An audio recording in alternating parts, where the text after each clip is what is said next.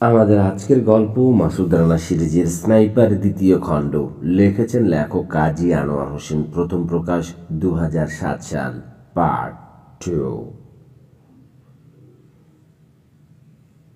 টেলিভিশনের পর্দায় চার্চের পুড়ে যাওয়াটা প্রত্যক্ষ করল কর্নেল অর্লেন। টিভি সাংবাদিকরা, করিতকর্মা মানুষ পুলিশ চ্যানেলে আড়ি পেতে ভোগ কাউন্টিতে গড়তে থাকা রুদ্ধশ্বাস নাটকের খবর পেয়ে গেছে তারা। ক্যামেরা আর হেলিকপ্টার নিয়ে পৌঁছে গেছে ঘটনাস্থলে। সরাসরি সম্প্রচার চলছে সেখান থেকে। স্ক্রিনে বিশাল এক বনফায়ারের মতো জ্বলতে দেখা যাচ্ছে গির্জাটাকে। চারপাশ থেকে অগ্নিকুণ্ডটাকে ঘিরে রেখেছে টাস্ক ফোর্সের অসংখ্য গাড়ি। পুরোপুরি নিশ্ছিদ্র বেষ্টনী তৈরি করা হয়েছে সেখানে। কিছুক্ষণ পর পর ক্যামেরার পেছন থেকে ধারাভাষ্য দিচ্ছে রিপোর্টার। আপনারা যা দেখতে পাচ্ছেন তা হলো প্রেসিডেন্ট হোমার কার্লটনের উপর গুলিবর্ষণকারী সেই কুখ্যাত মাসুদ রানার জ্বলন্ত চিতা। FBI ও সিক্রেট সার্ভিসের সমন্বয়ে গঠিত ফেডারেল টাস্ক ফোর্স এবং আরকানসাস স্টেট পুলিশের তাড়াকে এসে ফোক কাউন্টির এই পরিত্যক্ত গির্জায় আশ্রয় নেয়। বারবার আত্মসমর্পণের আহ্বান করা হলেও তাতে সাড়া না দিয়ে সে গুলি ও গ্রেনেড নিক্ষেপ করতে থাকে। বাধ্য হয়ে গুলি চালায় টাস্ক ফোর্স ও পুলিশ এবং গুলির আঘাতে আগুন ধরে যায় কাঠের তৈরি পুরনো গির্জাটাতে। কর্তৃপক্ষ দাবি করছেন আগুন ধরার সময় রানা ভেতরেই ছিল এবং তাকে বেরিয়ে আসতে কোনো প্রকার বাধা দেওয়া হয়নি। তারপরও আগুনে আত্মাহুতি দেয় সে। গত 2 ঘন্টা ধরে জ্বলছে গির্জাটা। আগুন নেভাতে ফায়ার সার্ভিস আপ্রাণ চেষ্টা চালিয়ে যাচ্ছে, তবে অগ্নিকাণ্ডটা খুব বড় ধরনের বলে তারা তেমন সফল হচ্ছে না। সংশ্লিষ্ট সূত্রের সঙ্গে কথা বলে জানা গেছে আগামীকাল সকালের আগে আগুন নিয়ন্ত্রণে আসার সম্ভাবনা নেই এবং তারপরই ধ্বংসস্তূপের ভিতর মৃতদেহের জন্য তল্লাশি চালানো হবে। এই মর্মান্তিক ঘটনার মাধ্যমে শেষ হতে যাচ্ছে প্রায় 1 মাস আগে শুরু হওয়া নাটকীয় ঘটনা প্রবাহ। গত কিছুদিনে সারা দেশ তথা পৃথিবীর বাকিটা আর শুনল না কর্নেল। রিমোট চেপে ভলিউম শূন্য করে দিল। রুমে আরও কয়েকজন আছে, রুদ্ধশ্বাসে কাভারেজটা দেখছে সবাই। ভলিউম কমে যেতেই একজন বলল, ওর ভিতরে কারো জীবিত থাকা অসম্ভব। হ্যাঁ, একমত হলো আরেকজন। ব্যাটা রোস্ট হয়ে গেছে। আপনি খুশি হচ্ছেন না কেন? কর্নেলের চেহারা দেখে পাশ থেকে জানতে চাইল প্যাট্রিক ম্যালওয়ে। এখনই পূর্তি করতে চাই না আমি, অর্লেন বলল। আগে লাশটা পাওয়া যাক, ওরা ফরেন্সিক রিপোর্ট ইস্যু করুক, তারপর দেখবে খুশি কাকে বলে। এখনো শিওর হতে পারছেন না বুঝি? গত 1 মাসে যা ঘটে গেছে তারপরে আর আমার পক্ষে কোনো ব্যাপারে শিওর হওয়া সম্ভব নয়। তাহলে কখন শিওর হবেন? যখন ওরা আমাকে রানার লাশ এনে দেখাবে। টিভির ভলিউম আবার বাড়িয়ে দিল কর্নেল।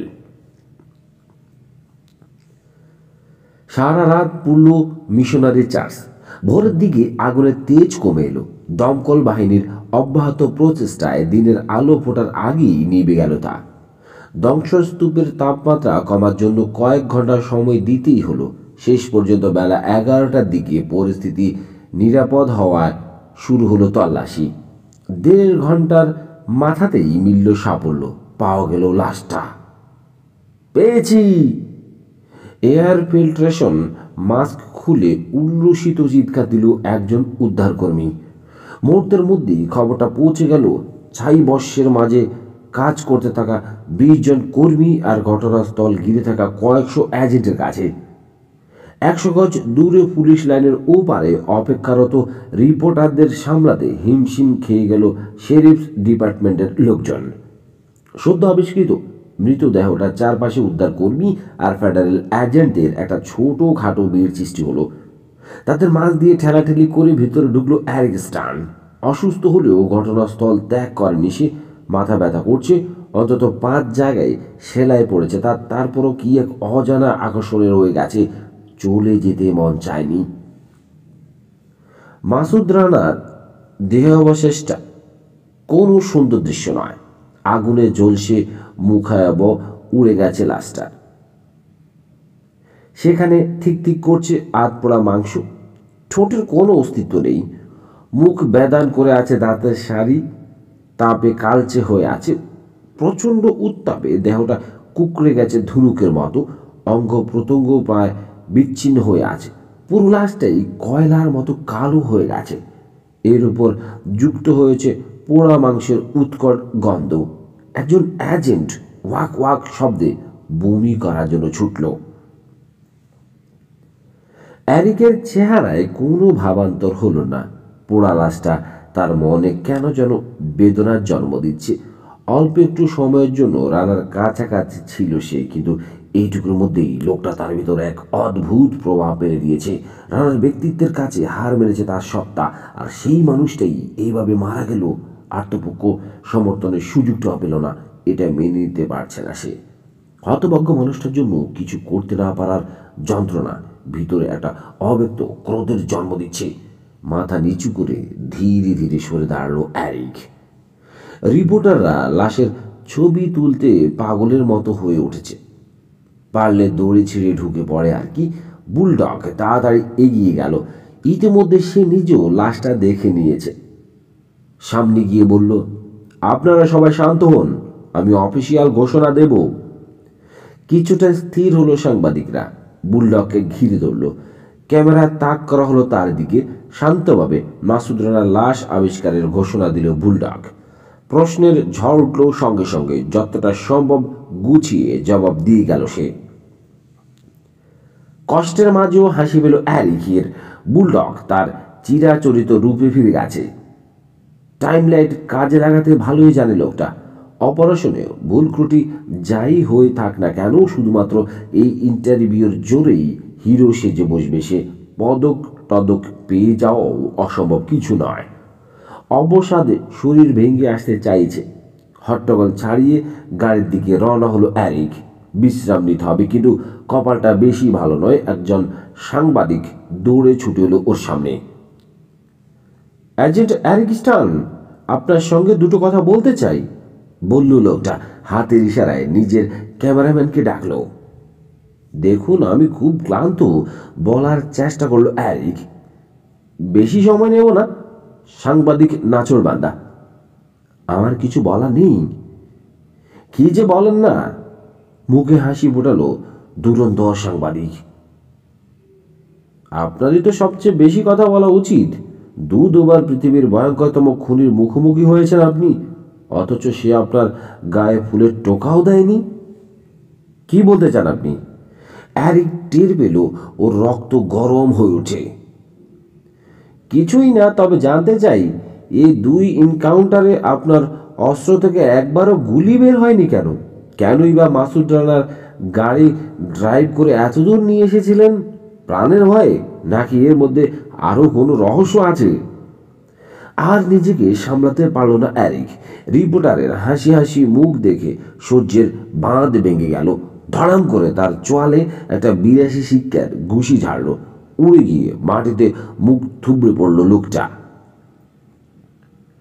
ঘটনাটা দেখে আশপাশের সবাই ছুটে এলো। রাগ নিয়ন্ত্রণ করতে পারছেন না এরিক। পড়ে থাকা রিপোর্টারকে লাথি কষতে থাকলো। টানাটানি করে ওকে সরিয়ে আনলো কয়েকজন। কোকাতে কোকাতে উঠে দাঁড়ালো সাংবাদিক। দৌড়ে ছুটে পালালো। গোলমালের শব্দ শুনে বুলডগ এসে পড়েছে। কড়া গলায় জিজ্ঞেস করলো, কি হচ্ছে এখানে এরিক? আবার কি ঝামেলা বাঁধিয়েছো তুমি? আমাদের এরিক সাহেব নিরীহ সাংবাদিকের উপর চড়া হয়ে বিরত দেখাচ্ছেন। জটলার মধ্যে থেকে ফোন কাটলো এজেন্ট ব্রাউন। মাসুদ রানার সামনে পড়ে মেনি বেড়াল হয়ে গিয়েছিলেন কিনা? কি বললে? এরিক চিৎকার করে উঠল। ঠিকই বলছি। ব্রাউন সামনে এগিয়ে এলো। কাল নিশ্চিত সুযোগ পেয়েও গুলি করনি তুমি। নিউ অর্লিয়েন্সও পালাতে দিয়েছ, কারণটা কি? কারণ আমি মনে করি রানা নির্দোষ। রাগের বশে সত্যি কথাটা বলে দিল এরিক। সে কাউকে মারেনি। তোমরা সবাই অন্ধ হয়ে গেছো, তাই আসল জিনিসটা দেখতে পাচ্ছ না। রানা কোনো ঠান্ডা মাথার খুনি নয়। চাইলে গতকাল সে আমাদের অর্ধেক লোককে ওই গির্জায় বসে পাখি শিকারের মতো ফেলে দিতে পারতো, কিন্তু ফেলেছে কি না, কারণ সে অকারণে মানুষ মারে না। আগে বিশ্বাস করিনি, চিবিয়ে চিবিয়ে বলল ব্রাউন। এখন সত্যি মনে হচ্ছে তুমি এতদিন রানার কাছে আমাদের সব খবর পাচার করেছো। তুমি একটা বিশ্বাসঘাতক দেশের শত্রু। ব্রাউনের উপর ঝাঁপিয়ে পড়ল অ্যারিক। হাতাহাতি শুরু হয়ে গেল। তাড়াতাড়ি সবাই মিলে ওদের নিরস্ত্র করল। বুলডগ চেঁচিয়ে উঠল, থামাও এসব। ও শুরু করেছে। আঙ্গুল তুলে ব্রাউনকে দেখালো অ্যারিক। চুপ করো, গর্জে উঠল বুলডগ। যথেষ্ট হয়েছে অ্যারিক, আমি আর সহ্য করবো না। পদে পদে ঝামেলা পাকাচ্ছ তুমি। শুরুতেই যদি তোমাকে সিকিউরিটি ডিটেইল থেকে বাদ দিতাম তাহলে আজ এই পরিস্থিতিতে পড়তাম না। কাজ তো কিছু করতেই পারোনি, আজ মুখেরও লাগাম হারিয়েছ। মাসুদ রানা নির্দোষ। তোমাকে আগেই বলেছি এ ধরনের ফালতু কথা বলবে না। এত কষ্ট করার পর সবার মনোবল নষ্ট করে দেয় এসব মিথ্যে প্রচারণা। আমি মিথ্যে কিছু বলছি না। Shut up! তোমার আর কোনো কথা শুনতে চাই না আমি। এই মুহূর্তে তোমাকে বরখাস্ত করছি। তোমার মতো লোকের বুড়োতে কোনো জায়গা নেই। এখনই নিউ অর্লিন্সে ফিরে গিয়ে নিজের ডেস্ক পরিষ্কার করবে, বুঝেছ? ঝটকা দিয়ে নিজেকে ছাড়িয়ে নিল অ্যারিক। বুলডগকে বলল, আপনার মতো লোকের অধীনে আর কাজও করতে চাই না আমি। ক্রুদ্ধ ভঙ্গিতে হাঁটতে শুরু করলো। খেয়াল করলো না দূর থেকে মেজর রাইস এক দৃষ্টিতে তাকিয়ে আছে ওদিকে। তাকে খুব একটা খুশি দেখাচ্ছে না। নিউ অর্লিয়েন্সে ফেরার পথে বিমান যাত্রার প্রায় পুরো সময়টাই ঘুমিয়ে কাটালো অ্যারিক। শারীরিক ক্লান্তির শেষ সীমায় পৌঁছে গেছে সে। গন্তব্যে যখন পৌঁছালো তখন স্থানীয় সময় সন্ধ্যে 7টা। এয়ারপোর্টে ওকে রিসিভ করার জন্য নেই কেউ। ট্যাক্সি ভাড়া করে বাসায় ফিরল। অ্যামিলি মারা যাওয়ার পর থেকে ঘরটা অসম্ভব রকম খালি খালি হয়ে গেছে। গত কিছুদিন কাজের চাপে অভাবটা অনুভবের খুব একটা সুযোগ পায়নি, কিন্তু আজ শূন্যতাটা প্রকট হয়ে উঠেছে। বিছানায় শুয়ে ঘুমানোর ব্যর্থ চেষ্টা করলো অ্যারিক। না পেরে ফ্রিজ থেকে একটা বিয়ার বের করে লিভিং রুমে এসে টিভির সামনে বসলো। সব চ্যানেলে একই সংবাদ প্রচার হচ্ছে, মাসুদ রানার মারা যাওয়ার খবর। কিভাবে কি ঘটেছে তা নিয়ে রং বেরঙের রিপোর্ট দিয়ে চলেছে সাংবাদিকরা। ফোক কাউন্টি থেকে সরাসরি সম্প্রচার চলছে। সবই পুরনো সংবাদ, তবে শেষ পর্যন্ত রাত 2টোর দিকে নতুন খবর প্রচারের সুযোগ পেল সাংবাদিকরা। CNN এর বিশেষ বুলেটিনের সংবাদ পাঠক জানালো, এইমাত্র পাওয়া খবরে জানা গেছে FBI এর ফরেন্সিক ল্যাবের বিশেষজ্ঞরা আরকানসাসের পোক কাউন্টির ব্লু আই শহরের নিকটবর্তী মিশনারি চার্চের ধ্বংসস্তূপে পাওয়া লাশটাকে মাসুদ রানার বলে নিশ্চিত করেছেন। ডেন্টাল রেকর্ড ম্যাচ করার মাধ্যমে এটি প্রমাণ করা হয়েছে। পোস্টমর্টেম রিপোর্টারের মতে রানার মৃত্যুর কারণ একাধিক গুলির আঘাত এবং আগুনে পুড়ে যাওয়া। টিভি বন্ধ করে দিয়ে বাকি রাত অন্ধকারে বসে রইল অ্যারিক।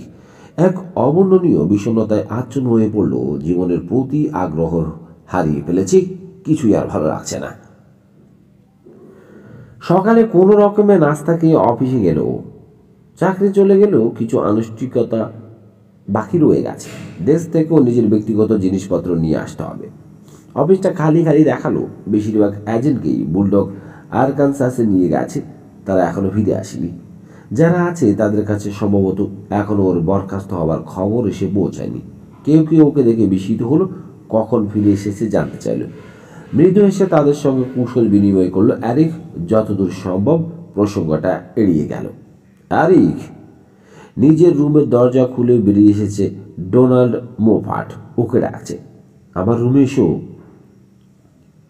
সহকর্মীদের কাছ থেকে বিদায় নিয়ে শাখা প্রধানের রুমে এলো অ্যারিক।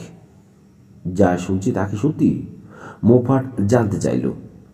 কি শুনেছেন তার উপর নির্ভর করে, বলল অ্যারিক। সিক্রেট সার্ভিসের একজন এজেন্টের সঙ্গে হাতাহাতি করেছো তুমি, একজন রিপোর্টারকে পিটিয়েছ। ঠিকই শুনেছেন। জেসাস ক্রাইস্ট, তোমার কি মাথা খারাপ হয়ে গেছে? মাথা আমার ঠিকই আছে, কিন্তু এসব নিয়ে এখন কথা বলে লাভ কি? মিস্টার বুলকের অর্ডার এসে পৌঁছায়নি আপনার কাছে? উনি তো আমার চাকরি খেয়েছেন। কাল রাতে ফোন পেয়েছি আমি, মোফাট গম্ভীর গলায় বলল। তবে এত সহজে হাল ছাড়ছি না। CIA এর ডিরেক্টর হয়েছে বলে আমার লোকের চাকরি খাবে? মামা বাড়ির আবদার নাকি? আমাকে বরখাস্ত করবেন না? এক বিস্মিত গলায় প্রশ্ন করল। নিজে বিপদে পড়ে যাবেন তো। সে সুযোগ আমি দিলি তো, বলল মোফাট। শুধু মুখের কথায় কারো চাকরি যায় না, সব কিছুর নিয়ম আছে। প্রথমে সাসপেনশন আর প্রিলিমিনারি হিয়ারিং, 3 মাস পর রিভিউ বোর্ড, সব শেষে হলো চাকরি যাওয়া, বুঝেছ? এখন তাহলে কি হবে? আপাতত সাসপেন্ড করছি তোমাকে, কিছুদিনের জন্য কোথাও চলে যাও, হিয়ারিংয়ে হাজির থেকো, বাকিটা যখন রিভিউ বোর্ড হবে তখন দেখা যাবে। নিঃশব্দে মোফাটকে কৃতজ্ঞতা জানালো অ্যারিক, তারপর বেরিয়ে এলো। রেকর্ড সেকশনে গিয়ে হাজির হলো। সাসপেনশন সংক্রান্ত ফর্মালিটি পূরণ করার জন্য ওকে দেখেই লিসা ক্রেমারের চোখ বড় বড় হয়ে গেল। পর মুহূর্তে হাসল সে। অ্যাজ আন্ডারস্ট্যান্ড, তোমাকেই তো খুঁজছিলাম মনে মনে। কখন ফিরেছো আরকানসাস থেকে? কাল রাতে। অ্যারিকও পাল্টা আসলো। কেমন আছো তুমি লিসা? ভালো। তোমার অপর দিয়ে অনেক ঝড়ঝাপটা গিয়েছে শুনলাম। মাসুদ রানা জিম্মি করেছিল। চেহারা শুধু তার ব্যান্ডেজ থেকে বুঝতে পারছো না? তা পারছি। আমাকে খুঁজছিলে কেন? জানতে চাইল অ্যারি। তোমার একটা জিনিস আছে আমার কাছে। লিসার মুখে দুষ্ট হাসি। এমন কিছু যেটা পেলে তুমি খুশি হবে? খুশি হব? মাথা ঝাঁকালো লিসা, বলল, জিনিসটা অপ্রত্যাশিত কিনা? ভ্রু কোচকালো অ্যারিক। লিসার কথার অর্থ বোঝার চেষ্টা করছে। মেয়েটার মনে যে ওর জন্য কিছুটা দুর্বলতা আছে সেটা অনেক আগেই টের পেয়েছে। যদিও এই প্রসঙ্গে কখনো কথা হয়নি, আজকে আবার ইঙ্গিতে সেরকম কিছু বলতে চাইছে সে। লিসা, তোমার কথা আমি কিছুই বুঝতে পারছি না। ল্যাংলিতে একটা ফাইল চেয়ে পাঠিয়েছিলে, মনে আছে? আছে, তবে আমার ক্লিয়ারেন্স না থাকায় জিনিসটা আসেনি। যদি বলি ক্লিয়ারেন্স জোগাড় করে দিয়েছি? লিসা রহস্য করছে। কিভাবে? মরে গেলেও বুলডগ ওটা সই করবে না। আরকানসাসে যাবার আগে ভদ্রলোক এতই ব্যস্ত ছিলেন যে কিসে সই করছেন তা কেউ দেখেননি। ওই সুযোগটাই কাজে লাগিয়েছি আমি। তুমি তুমি আমার সিকিউরিটি ক্লিয়ারেন্স বুলডগকে দিয়ে সাইন করিয়েছ? অ্যারিক বিশ্বাস করতে পারছে না। শুধু তাই না, বলল লিসা, সেটা সিআইএ হেডকোয়ার্টারে পাঠিয়ে ফাইলটা আনিও নিয়েছি। কাল রাতে এসেছে ওটা। লিসা, তুমি কি একটা অবিশ্বাস্য মেয়ে। এই অবিশ্বাস্য মেয়েটাকে কি তাহলে একবার ডিনারে নিয়ে যাওয়া যায় না? যদি ফাইলটা এখনই দাও। হেসে ড্রয়ার থেকে একটা বিশাল প্যাকেট বের করে দিল লিসা। সেটা হাতে নিয়ে তাড়াতাড়ি মোড়কটা খুলে ফেলল অ্যারিক। মূর্তির মতো স্থির হয়ে গেল কিছুক্ষণের জন্য। চোখের সামনে দেখেও বিশ্বাস হতে চাইছে না জিনিসটা। ফাইলটা র্যামডাইনের।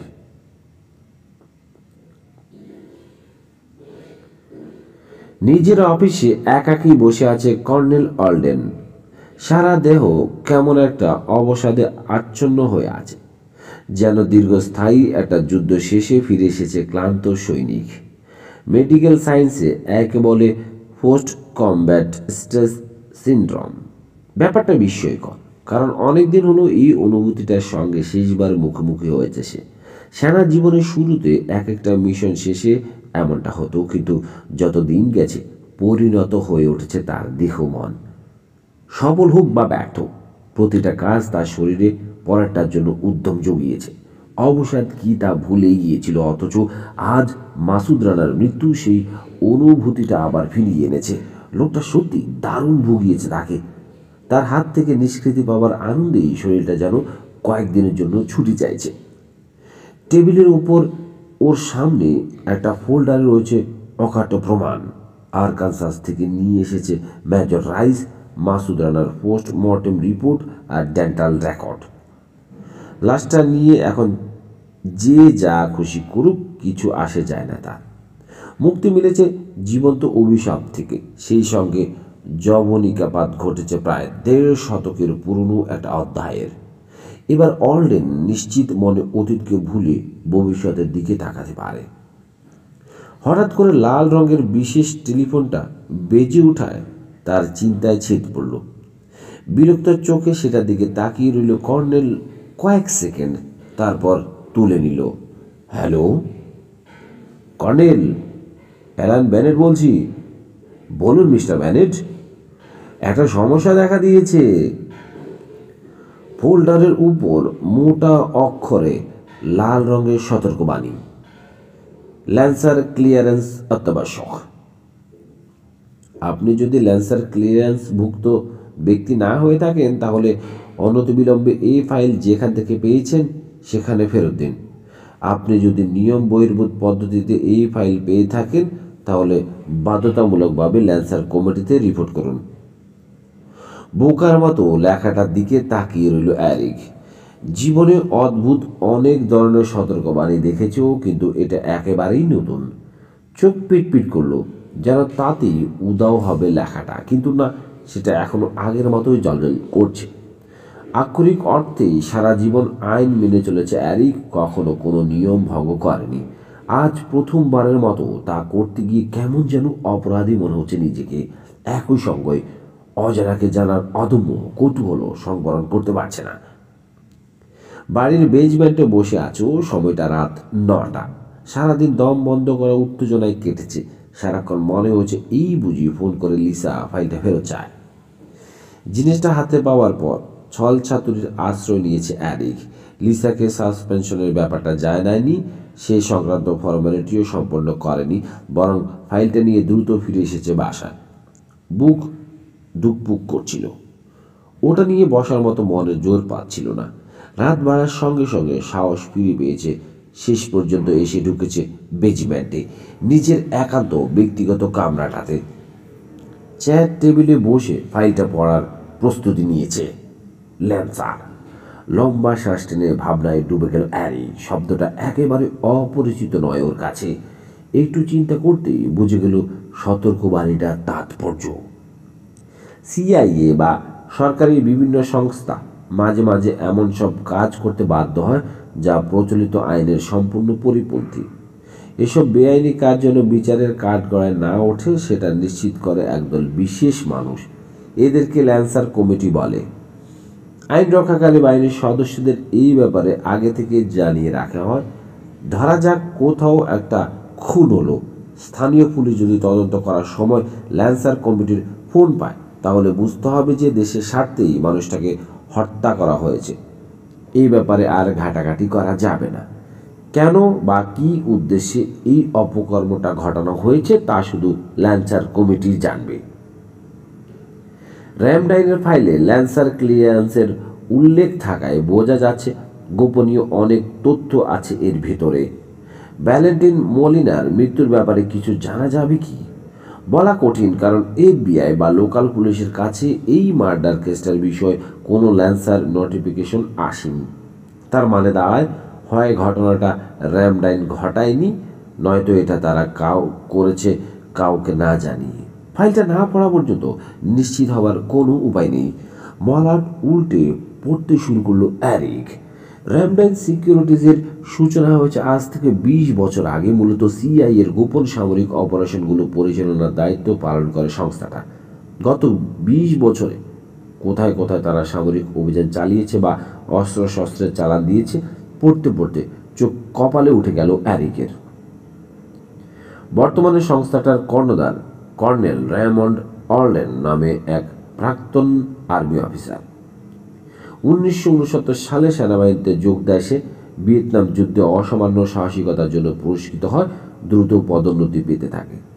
1986-তে যুক্তরাষ্ট্রের লিবিয়া আক্রমণের সময় স্পাই সন্দেহে 4 জন নিরীহ লিবিয়ান নাগরিককে হত্যার দায়ে কোর্ট মার্শালে চাকরিচ্যুত হয় অল্ডেন আর তার সঙ্গী মেজর জাস্টিন রাইস। লোকটা তার অ্যাডজুটেন্ট ছিল। চাকরি গেলেও দুঃসাহসী মনোভাব আর নিয়মের বাইরে কাজ করার প্রবণতা দেখে তাদের দুজনকে সিআইএ রিক্রুট করে। র্যামডাইনে যোগ দেওয়ার পর থেকে অসামান্য কৃতিত্ব দেখাতে থাকে অল্ডেন। শেষ পর্যন্ত 90-এ সংস্থাটার দায়িত্ব তুলে দেওয়া হয় তার কাঁধে। বর্তমানে মেজর রাইস তার সেকেন্ড ইন কমান্ড। ঢাউস ফাইলটা পড়তে পড়তে ক্লান্ত হয়ে পড়ল অ্যারিক, কিন্তু থামল না। কি এক অজানা আকর্ষণে ওর চোখ মন্ত্রমুগ্ধের মতো আটকে আছে পাতাগুলোই। মাঝামাঝি পৌঁছানোর পর কাঙ্ক্ষিত জিনিসটা পেয়ে গেল। পৃষ্ঠাটার উপরে বড় করে শিরোনাম, মিশন এল সালভাদোর। প্রতিবেদনটাতে যা লেখা আছে তার সারসংক্ষেপ এইরকম: 14 বছর আগে মধ্য আমেরিকার এই দেশটাতে কমিউনিস্ট বিদ্রোহীদের দাপট অসম্ভব বেড়ে যায়। সালভাদোরীয় সরকার তাদের সামনে দমনে ব্যর্থ হয়ে পড়েছিল। এমন অবস্থা দাঁড়াচ্ছিল যে বিদ্রোহীরা যে কোনো মুহূর্তে ক্ষমতা দখল করে বসতে পারে। নতুন একটা সমাজতান্ত্রিক রাষ্ট্রের জন্ম কোনোভাবেই কাম্য হতে পারে না। তাই এই ব্যাপারে হস্তক্ষেপের জন্য রামডাইনকে নির্দেশ দেয় সিআইএ। সালভাদোরের মিশন কর্নেল অলডেন নিজে পরিচালনা করে। সরকারি বাহিনীকে শুধু অত্যাধুনিক অস্ত্র সরবরাহ নয়, তাদেরকে গেরিলাদের সঙ্গে যুদ্ধ করার জন্য প্রশিক্ষণ দিতে শুরু করে রামডাইন। এই জন্য নির্বাচন করা হয় জেনারেল ফ্রান্সিসকো রামিরেজের নেতৃত্বাধীন অ্যালকাটল ডিভিশনের 1st ব্রিগেডের 4th ব্যাটালিয়নকে, যেটা প্যান্থার ব্যাটালিয়ন নামে পরিচিত। ফ্রন্টলাইন অ্যান্টি গ্যারিলা ডিউটি থেকে প্রত্যাহার করে 250 সৈনিককে পাহাড়ের মাঝের একটা গোপন ট্রেনিং ক্যাম্পে নিয়ে আসা। সেখানে রামডাইনের এক্সপার্টরা তাদের jungle warfare, ambush, counter ambush, Raid, population control, psychological warfare, interrogation technique, sniping, counter sniping ইত্যাদি বিষয়ে 2 মাসের একটা ক্র্যাশ কোর্স করায়। এর ফলে panther battalion anti guerrilla unit হিসেবে অসাধারণ সাফল্য অর্জন করে এবং রামডাইনের মিশন সফল হয়। প্রতিবেদনের পরের অংশটা শুরু হবার আগে আবারও লাল কালিতে সতর্কবাণী দেওয়া হয়েছে। রিপোর্টের অবশিষ্ট অংশ শুধুমাত্র সর্বোচ্চ ল্যাঞ্চার নিরাপত্তা ছাড়পত্রধারীর জন্য। আপনি যদি তা না পেয়ে থাকেন তাহলে এই মুহূর্তে এই রিপোর্ট যে উৎস থেকে পেয়েছেন সেখানে ফিরিয়ে দিন। মুচকি হাসল অ্যারিক। ফিরিয়ে দেওয়ার তো প্রশ্নই উঠে না, মজা তো কেবল শুরু। ল্যান্সার নোটিফিকেশনের মতো কি ঘটেছে সালভাদরে তা ওকে জানতে হবে। পড়া শুরু করে আরেকটা মন্তব্য লক্ষ্য করল, রিপোর্টের এই অংশ অসমর্থিত। রামডাইন কর্তৃক আনুষ্ঠানিকভাবে এই সংক্রান্ত কোনো বক্তব্য পাওয়া যায়নি, তবুও ভবিষ্যতের রেফারেন্সের জন্য তথ্যটি অন্তর্ভুক্ত করা হচ্ছে। এর সঙ্গে জাতীয় নিরাপত্তার বিষয় জড়িত বলে তথ্যটির সত্যতা যাচাই করা বা অন্য কোনো পদক্ষেপ না নেওয়ার জন্য ল্যান্সার কমিটি সুপারিশ করেছে। রিপোর্টের এই অংশটাতে প্রশিক্ষণ শেষে ওই ব্যাটালিয়নের প্রাথমিক অভিযানের বিবরণ পাওয়া গেল। যদিও তাদের কাজ শুধু প্রশিক্ষণেই সীমাবদ্ধ থাকার কথা, তারপরও ওইসব অভিযানে রামডাইনের টিম সৈনিকদের সঙ্গী হয়ে বলে অসমর্থিত সূত্রে জানা গেছে। রিপোর্টের শেষ পৃষ্ঠায় এসে ল্যান্সার নোটিফিকেশনের মাহাত্ম্য পাওয়া গেল। ট্রেনিং শেষের 15 দিনের মাথায় প্যান্থার ব্যাটালিয়ন গেরিলাদের শক্তিশালী ঘাঁটি ওকালুপু উপত্যকায় অভিযানের জন্য যায়। জঙ্গলে ঘাঁটি গেড়ে জেনারেল রামিরেজ তথ্য সংগ্রহের জন্য 10 জনের একটা রেকনাইসেন্স টিম স্যাম্পাল নদীর তীরে কুয়েম্বো গ্রামে পাঠায়। কিন্তু ভাগ্য খারাপ দলটার। গ্রামে তাদের অপেক্ষা ছিল গেরিলারা। ভিতরে পা দিতেই ক্রস ফায়ারে সবাই নিহত হয়। ব্যাটালিয়নের বাকিরা আসার আগেই লাশগুলোকে ধারালো অস্ত্র দিয়ে ছিন্ন ভিন্ন করে রেখে গেরিলা পালিয়ে যায়। এই ঘটনায় জেনারেল রামিরেজের ভয়ঙ্কর ক্রোধের শিকার হয় নিরীহ গ্রামবাসীরা।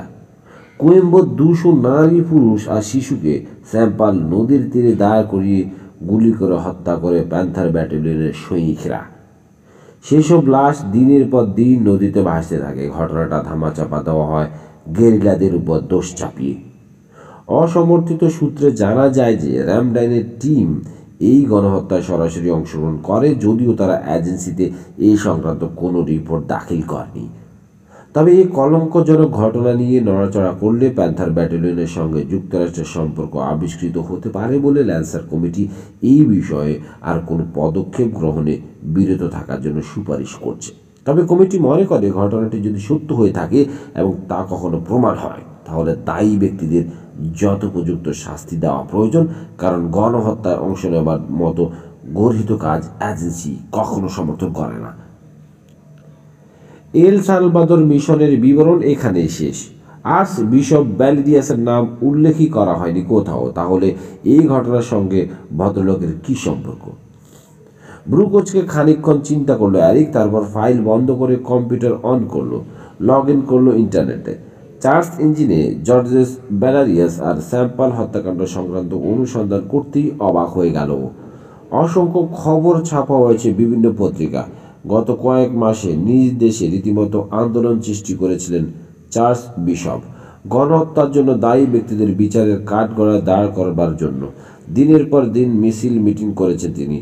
অনশনে গেছেন, কথা বলেছেন সব স্তরের রাজনীতিকদের সঙ্গে। শেষ পর্যন্ত আন্দোলনের তীব্রতার কাছে হার মেনেছে সরকার। সে দেশের প্রেসিডেন্ট বলতে বাধ্য হয়েছেন হত্যাকাণ্ডটার পুনঃ তদন্ত করাবেন তিনি। দীর্ঘশ্বাস ফেলল এরিক। পুরো রহস্যটা খাপে খাপে মিলে যাচ্ছে এবার। ব্যালেরিয়াসের ধারণা ছিল না কার বিরুদ্ধে লাগতে যাচ্ছেন তিনি। নিজেদের পিঠ বাঁচানোর জন্য শান্তিবাদী একজন ধর্মযাজককে খুন করতে এরা মোটেও পিছপা নয়, আর কাজটা করা হয়েছে নিপুণভাবে। দেশের মাটিতে আর্চ বিশপ মারা পড়লে আন্দোলনটা আরও মাথাছাড়া দিয়ে উঠত। সবার দৃষ্টি চলে যেত পুনর্তদন্তের দিকে, কিন্তু তাকে হত্যা করা হয়েছে বিদেশের মাটিতে। মৃত্যুটা সাজানো হয়েছে দুর্ঘটনার মতো করে। মার্কিন প্রেসিডেন্টের জীবনের উপর হামলার নাটক আর্চ বিশপের মৃত্যুকে গণু একটা বিষয়ে পরিণত করে ফেলেছে। সালভাদরের বিক্ষোভের আগুন জ্বলে ওঠেনি, মরেছে সাপ, না ভেঙেছে লাঠি। আর এই পুরো খেলায় মাসুদ রানা ছিল স্রেফ একটা বলির পাঠা, আর কিছু না। ভ্যালেন্টিন মলিনা হয়তো এই ষড়যন্ত্রের কথা জানতে পেরেছিল, তাই আমেরিকায় সেটা ঠেকাতে ছুটে এসেছিল, কিন্তু শেষ রক্ষা হয়নি। পথের কাঁটা সরিয়ে দিয়েছে র্যামডাইন। রানা আর আর্চ বিশপের পরিণতির কথা ভাবতেই হতাশা গ্রাস করলো এরিককে। ভয়ঙ্কর একদল লোক ইঁদুরের মতো খেলেছে হতভাগ্য এই দুজনকে নিয়ে, তাদেরকে মেরে ফেলেছে ঠিক কুয়েম্বো গ্রামের 200 নিরীহ মানুষের মতো। সবচেয়ে কষ্টের ব্যাপার হলো এত সব ঘটনার পরও লোকগুলো পার পেয়ে যাচ্ছে, কিছুই করণীয় নেই। যে করতে যাবে তাকেই আর্চ বিশপ বা রানার পরিণতি বরণ করতে হবে। নিষ্ফল আক্রোশে টেবিলে কিল বসালো এরিক। জরুরি তলব পেয়ে র্যামডাইন সিকিউরিটিজের কনফারেন্স রুমে হাজির হলো ডক্টর রুডি ডানকান। ভিতরে রীতিমতো মাছের বাজারে বসেছে। হই হট্টগোলে ভরে গেছে রুমটা। উঁচু গলায় কথা বলছে কর্নেল অলডেন আর মেজর রাইস থেকে শুরু করে সবাই। কাছে এসো ডক্টর, তাকে দেখে ডাকলো অলডেন। আমাকে ডেকেছিলেন স্যার? কম্পিত গলায় জানতে চাইল ডানকান। আমাদের একটা কুইক অ্যাসেসমেন্ট দরকার, কর্নেল জানালো। মাসুদ রানার সাইকোলজিক্যাল প্রোফাইল নিয়ে তো তুমি যথেষ্ট স্টাডি করেছো, তাই না? মাথা ঝাঁকালো ডানকান। ব্লু আই থেকে পালাবার সময় সে একজন FBI এজেন্টকে জিম্মি করে। দুজন বেশ কিছুটা সময় একসঙ্গে ছিল। তোমার কি মনে হয় রানা এই সময়ের ভিতরে আমাদের সম্পর্কে তাকে কিছু খুলে বলেছে? জবাব দেওয়ার সুযোগ পেল না ডানকান। তার আগেই প্যাট্রিক ম্যালয় বলল, আমার মনে হয় না। উদ্বিগ্ন হবার কিছু আছে। রানা বললেই বা কি আসে যায়? পুরো ব্যাপারটার সঙ্গে আমাদের লিঙ্ক করার মতো তো কোনো ক্লু নেই। গড ড্যাম ইট ম্যালয়, খ্যাপা গলায় বলল কর্নেল। যা জানো না তা নিয়ে কথা বলতে এসো না। আমরা এজেন্ট এরিক স্টানের কথা বলছি, বুঝতে পেরেছ? এরিক স্টান, যার কাছে এসেছিল ভ্যালেন্টিন মলিনা। আমি তখনই বলেছিলাম ওকে শেষ করে দেওয়া হোক, রাইস শান্ত গলায় বলল। ম্যালয় বলল, সেটা সম্ভব হলো কই? লোকটা প্রেসিডেন্সিয়াল সিকিউরিটি ডিটেলই ছিল। ওয়েল ডক্টর, ডানকানের দিকে তাকালো কর্নেল। আমার প্রশ্নের জবাব দাও। মাসুদ রানা একজন অদ্ভুত চরিত্রের লোক ছিল স্যার, বলল ডানকান। ওই অল্প সময়ের মধ্যে এজেন্ট স্টানের উপর যদি তার বিশ্বাস সৃষ্টি হয়ে থাকে, তাহলে আমাদের ব্যাপারে খুলে বলাটা একেবারে অসম্ভব কিছু নয়। আমি বলেছে, রাইস জোর গলায় বলল। লাশটা পাবার পর স্টানের আচরণের ব্যাপারে তো আগেই জানিয়েছি আপনাদের। এমনভাবে রানাকে নির্দোষ দাবি করছিল যেন দৃঢ় বিশ্বাস আছে তার। সব কিছু জেনে না থাকলে এত শিওর হয় কি করে?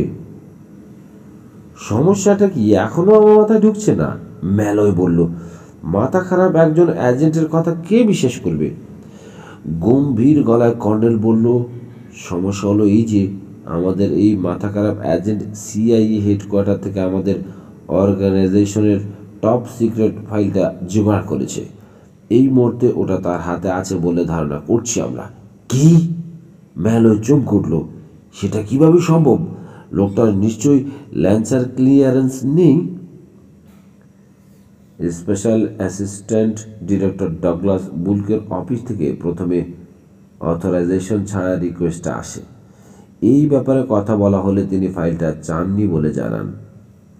এরপর সবাই যখন আরকানসাসের রানাকে নিয়ে ব্যস্ত ছিল তখন মিস্টার বুলকের অথরাইজেশনও চলে আসে। এতই ব্যস্ত ছিল ল্যাংলির লোকেরা সেটা আর ভেরিফাই করেনি, ফাইলটা সোজা পাঠিয়ে দিয়েছে নিউ অরলিয়েন্সে। পেলই বা ফাইলটা কি করবে সে? প্রেসের কাছে যাবে? ক্লাসিফাইড তথ্য জনসমক্ষে প্রকাশের শাস্তি সম্পর্কে তার নিশ্চয়ই ধারণা আছে। সেই যুগে আমরা নিতে পারি না, বলল কর্নেল। সমস্যাটা কি তোমরা বুঝতে পারছো না? অ্যারিক স্টান আমাদের সালভাদর মিশন সম্পর্কে জেনে গেছে। ভ্যালেন্টিন মলিনা তার কাছে এসেছিল সাহায্যের জন্য। সবচেয়ে বড় কথা, মাসুদ রানার সঙ্গে কথা বলেছে সে আমাদের জন্য হুমকি হয়ে উঠেছে। সিরিয়াস ভঙ্গিতে বলল রাইস। কি করতে চান? সোজা সেকেন্ড ইন কমান্ডের চোখে চোখ রাখল কর্নেল অলডেন। ঠান্ডা গলায় বলল, নিউ অরলিন্সে গিয়ে তাকে খুঁজে বের করো। সে কি জানে জানতে চাই আমি, আর সব শেষে ওকে শেষ করে দাও। অনেকক্ষণ থেকেই বেরিয়ে চলেছে ফোনটা। ব্রেকফাস্টের থালা বাসন পরিষ্কার বন্ধ করে রিসিভারটা তুলে নিল অ্যারিক। হ্যালো অ্যারিক, পরিচিত নারী কণ্ঠ। হ্যাঁ বলছি। অ্যারিক, আমি র্যাকর্ডস থেকে লিসা বলছি। খবর কি? তুমি আমাকে অনেক বড় বিপদে ফেলে দিয়েছ। ও হ্যাঁ, ফাইলটা। আমি তো জানতামই না যে তোমাকে সাসপেন্ড করা হয়েছে। তোমার দোষ নেই, আমি বলিনি। কাজটা অন্যায় হয়েছে স্বীকার করছি, কিন্তু কি করব বলো। ভেবেছিলাম প্যাম কোর্টের সেই কেসটা সলভ করলে হয়তো আমাকে অন্য চোখে দেখা হবে। অ্যারিক, এই মুহূর্তে ফাইলটা স্পেশাল কুরিয়ার ফেরত পাঠাতে নির্দেশ পেয়েছি আমি। ভালো কি? ঝামেলা হয়নি তো? এখনই হয়নি, তবে দেরি করলে অনেক বড় বিপদে পড়ব।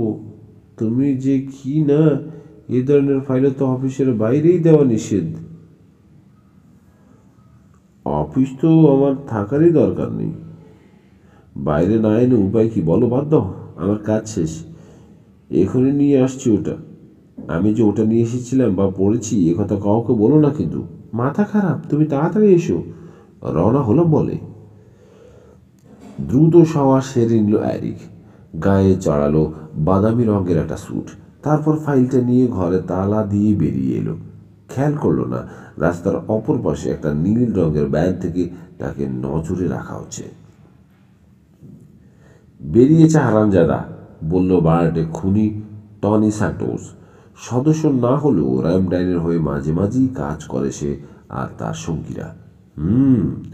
চোখ থেকে বিনকিওলার নামালো মেজর রাইস। তুলে আনবো এখনই? টনি জানতে চাইল।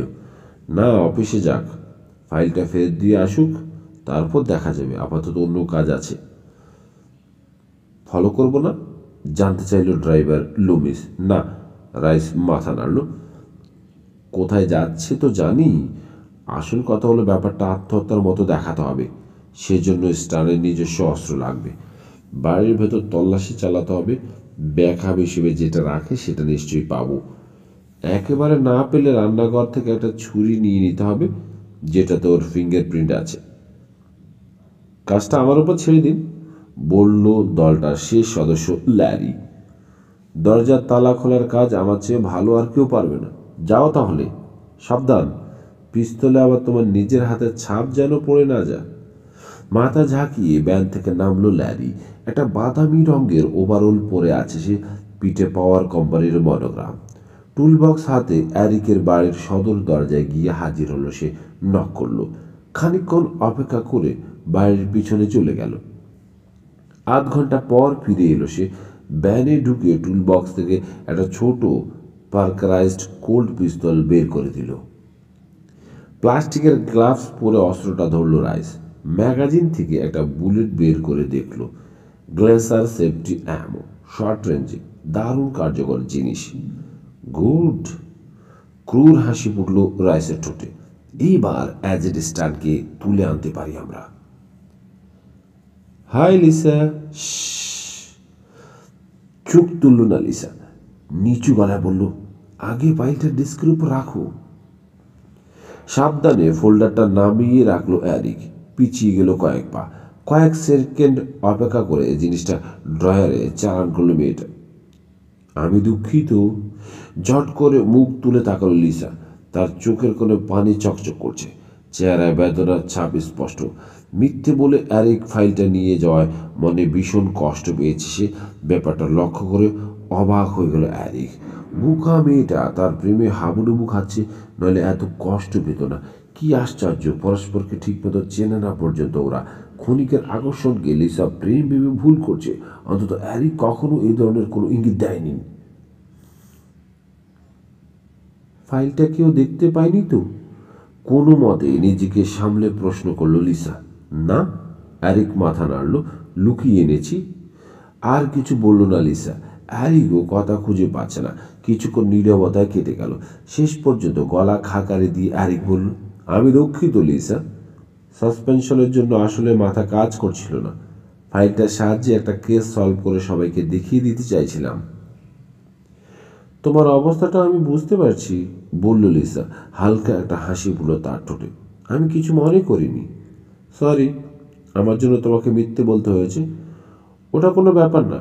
ফাইলটা এখনই ফেরত পাঠিয়ে দেব। কেউ জানতেও পারবে না কোনো কিছু। কি বলে যে তোমাকে ধন্যবাদ জানাবো? অ্যারিক বাসা খুঁজে পাচ্ছে না। আজ রাতে আমার সঙ্গে ডিনারে যাবে? আজ আমার ডেট আছে। তাই? অ্যারিক দীর্ঘশ্বাস ফেলল। কিন্তু কাল আমি ফ্রি। হাসলো অ্যারিক। তাহলে কাল সন্ধ্যায় 7:30টায় তোমাকে আমি নিতে আসবো। আমি অপেক্ষায় থাকব। অফিস থেকে উৎপন্ন মনে বেরিয়ে এলো অ্যারিক। সমস্ত দুশ্চিন্তা কিছু সময়ের জন্য ঝেড়ে ফেলেছে। রান্নার জন্য কিছু করার ক্ষমতা নেই ওর, এটা মেনে নিয়েছে। র্যামডাইনের বিরুদ্ধে যে কিছু করতে পারবে তাও জানে।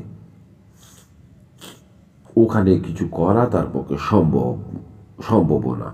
তাছাড়া চাকরিটা যে চলেই যাবে এইরকম নিশ্চিতই খবরটা।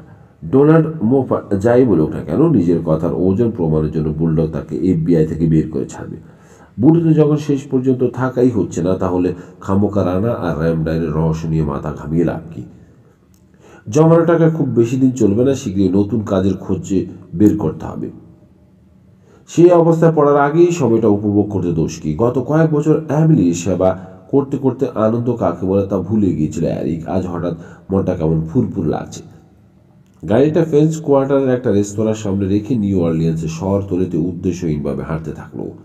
দুপুর হয়ে গেছে। হাঁটতে হাঁটতে অনেক দূর চলে এসেছে অ্যারিক। হঠাৎ ডাক শুনে ফিরে তাকালো। Eric stern.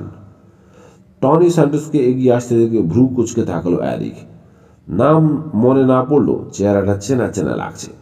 সামনাসামনি এসে দাঁড়ালো লোকটা। থ্যাংক গড, আপনাকে খুঁজে পেয়েছি। ভালোই ঘুরিয়েছেন আমাদের। সন্ধিয়ান হয়ে উঠল অ্যারিক।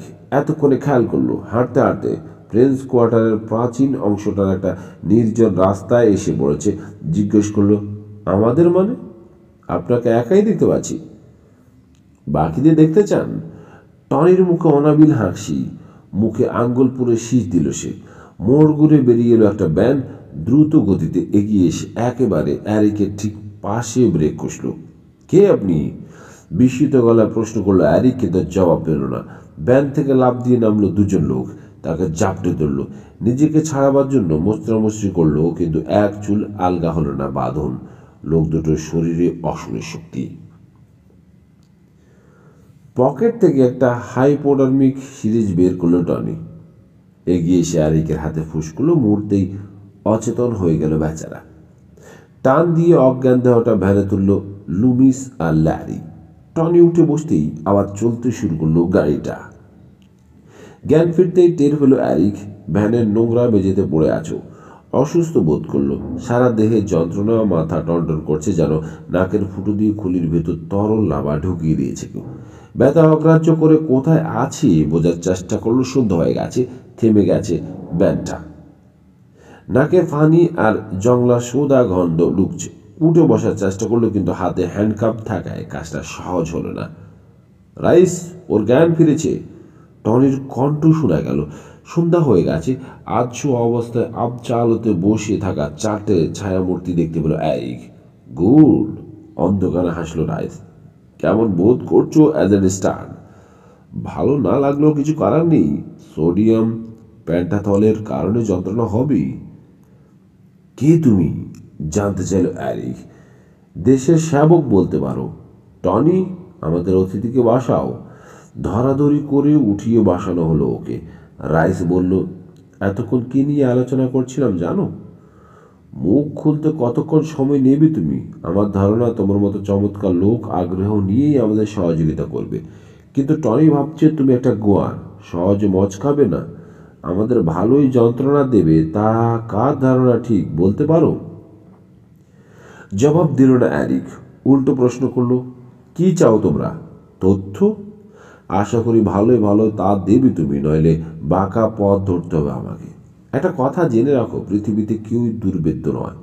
একটা না একটা পর্যায়ে গিয়ে মুখ খুলতে হয়, আর শেষ পর্যন্ত যখন কথা বলবি তাহলে শুরুতে কষ্ট পেয়ে লাভ কি বলো? ভালোই বলেছেন মেজর, লুমিস বলল, তবে এত সহজে পাখি গান গাইবে কিনা সন্দেহ। রাইস, মেজর র্যামড্যান্ডের ফাইলটার কথা মনে পড়ে গেল অ্যারিকের। সোডিয়াম প্যান্টাথলের প্রভাবে নিজের উপর নিয়ন্ত্রণ নেই, মনে যা আসছে তাই বলে ফেলল। তুমি মেজর জাস্টিন রাইস, তাই না? সাম্পল হত্যাকাণ্ডে জড়িত বেজন্মাদের একজন। শুনে খুশি হলাম যে আমাদের অ্যারিক সাহেব আমার নাম জানেন। রাইসের মুখের ভাব বিন্দু মাত্র পরিবর্তন হলো না। আমাদের এত বড় একটা কৃতিত্বকে খাটো করে দেখছো তুমি অ্যাজ এ স্টান? সেদিন এক ধাক্কায় 200 কমিউনিস্টকে দুনিয়ার বুক থেকে সরিয়ে দিয়েছিলাম আমরা, যাতে এই দেশে তোমার মতো মানবতাবাদীরা শান্তিতে বসবাস করে। এসব নিয়ে যতই মাতামাতি করো, কাজটা আমরা করি দেশের জন্য, বুঝলে? দেশ? অ্যারিক চেঁচিয়ে উঠল। দেশের জন্য নিরীহ নারী শিশু হত্যা? কোন দেশে বাস করছি আমরা? খুনির দেশে। তোমার মোটা মাথা এসব ঢুকবে না স্টান। দেশের জন্য কঠোর কিছু ত্যাগ স্বীকার করতে হয়, সেটা বাকিদের চোখে যতই নিষ্ঠুর দেখাক, অত্যাবশ্যক একটা ব্যাপার। আমাদের সেটা করতে হয়। আমরা আসলে রোমান সেন্সিওরিনের মতো বর্বরদের প্রতিহত করি, কিন্তু নগরের ভিতরে বসে থাকা তোমার মতো অভিযাত্রাটা কখনো টের পায় না। আর এসব কাজ করতে গিয়ে যে তোমরা নিজেরাই বর্বর হয়ে যাচ্ছ তাও বুঝতে পারছো না। মাই গড রাইস, তোমরা এক একজন সাইকোপ্যাথ ছাড়া আর কিছু না। সাইকোপ্যাথ আমরা? উঁচু গলা হেসে উঠল মেজর। তার সঙ্গে যোগ দিল টনি আর তার সঙ্গীরা। কি আর বলবো স্টান, তুমি আমাদের হাসালে। খালি আমার হাতটা খুলিয়ে দেখো। ড্রাগের প্রভাবে অ্যারিকের চোখ দুটো জ্বলছে। তোমাদের মতো কুত্তাদের কিভাবে টুকরো টুকরো করতে হয় তা আমার ভালোই জানা আছে। আরও গল্প কবিতা উপন্যাস পেতে আমাদের চ্যানেলে লাইক, কমেন্ট, শেয়ার, সাবস্ক্রাইব